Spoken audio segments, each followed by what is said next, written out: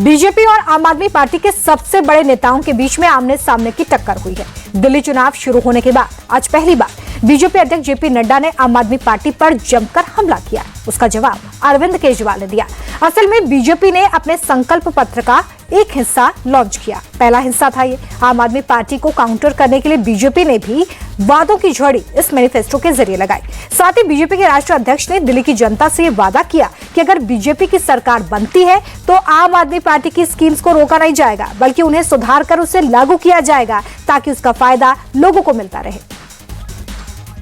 जो दिल्ली में जन कल्याण की योजनाएं चल रही हैं, वह सारी योजनाएं भारतीय जनता पार्टी की सरकार बनने पर जारी रहेंगी और वह ज्यादा कारगर तरीके से और उसका सुदृढ़ीकरण किया जाएगा। अभी जो स्कीम्स चल रही हैं उसका जो रिजल्ट निकलना चाहिए।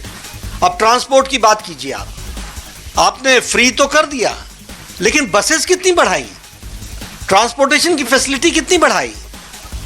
सो लास्ट माइल डिलीवरी, इसलिए हम उसको सुदृढ़ीकरण भी करेंगे और साथ में भ्रष्टाचार मुक्त करेंगे। We will eliminate all the scopes of corruption जिस पर आपदा पार्टी थ्राइव करती है। इनके लिए जन कल्याण नीतियां नहीं है, ये भ्रष्टाचार कमीशन का मिशन है। हम उसको भ्रष्टाचार मुक्त और लोगों के कल्याण से युक्त करेंगे। और देखिए, चुनाव है इसलिए बीजेपी के संकल्प पत्र पर अरविंद केजरीवाल की नजर थी। जैसे ही बीजेपी ने सारी घोषणाएं की, केजरीवाल ने तुरंत एक प्रेस कॉन्फ्रेंस की और कहा कि बीजेपी को मजबूरी में यह मानना पड़ा है कि आम आदमी पार्टी की सरकार बिल्कुल सही है। उनकी सरकार की स्कीम से दिल्ली के लोगों को फायदा हुआ है और इसलिए वो उन्हें जारी रखने का वादा भी कर रहे हैं।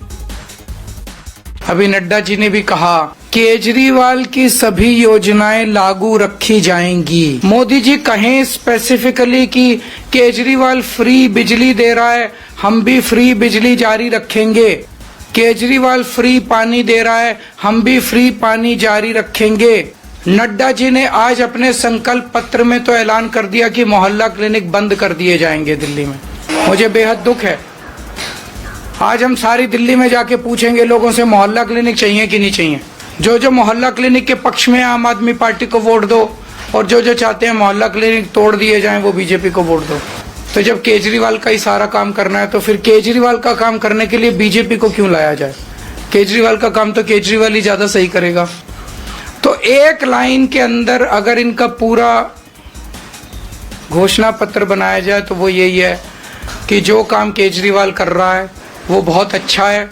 भारतीय जनता पार्टी केजरीवाल के काम की सराहना करती है और अगर दिल्ली की जनता ने मौका दिया तो केजरीवाल का काम जारी रखेंगे। जनता कह रही है भाई आपके पास क्या विजन है, आप नया क्या करोगे। कोई प्लानिंग नहीं है इन लोगों के पास। बस हमारे मैनिफेस्टो के ऊपर, वो हमारी गारंटी के ऊपर वो चुनाव लड़ना चाहते हैं। जब उनकी सरकार ही नहीं बन रही, उनको भी पता उनकी सरकार नहीं बन रही, तो थोड़ा सा यार विजन थोड़ा बड़ा रखते। 2500 की जगह 5000 दे देते, 10,000 का ऐलान ही तो करना था, कुछ भी कर देते ऐलान।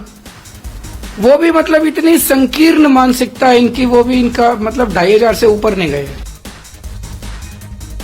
और देखिए, ये सवाल जो अरविंद केजरीवाल उठा रहे हैं उसका बीजेपी की तरफ से वीरेंद्र सचदेवा ने जवाब दिया। सचदेवा ने केजरीवाल को रेवड़ी का मतलब बताया। उन्होंने कहा कि केजरीवाल जनता को जो बांट रहे हैं उसे रेवड़ी कहते हैं, जबकि बीजेपी का मकसद जनता को सहूलियत देकर उन्हें सशक्त करना है। लेकिन बेल पर छूटे हुए आरोपी को रेवड़ी और डेवलपमेंट का अंतर समझ में नहीं आएगा। अरविंद केजरीवाल, रेवड़ी और विकास का फर्क तुम नहीं समझ पाओगे।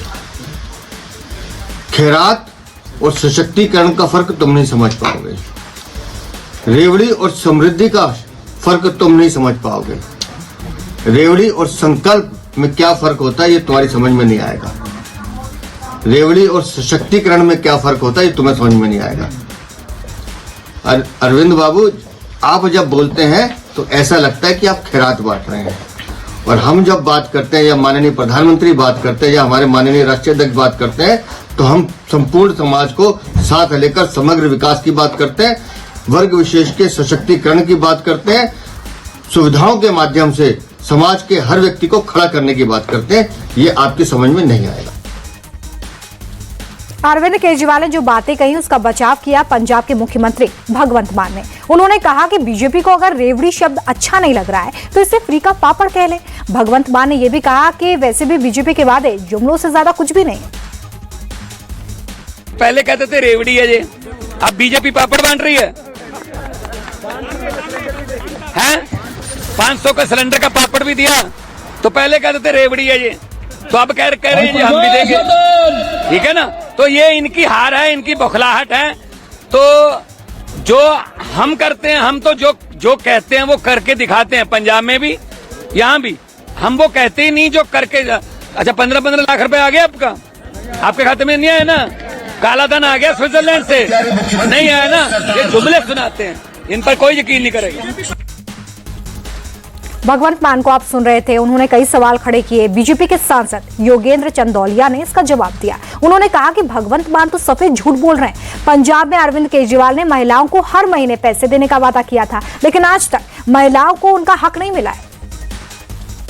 पंजाब में और दिल्ली में अरविंद केजरीवाल ने और भगवंत मान ने कहा था कि हम 1000 रुपया महिलाओं को देंगे। आज महिलाएं जो है, इतना मैं कह सकता हूं, इस घोषणा के बाद पंजाब की जो बहनें वो इसको देख रही होंगी तो जरूर जाकर कहेंगी भगवंत मान को कि साडा हक इत्थे रख।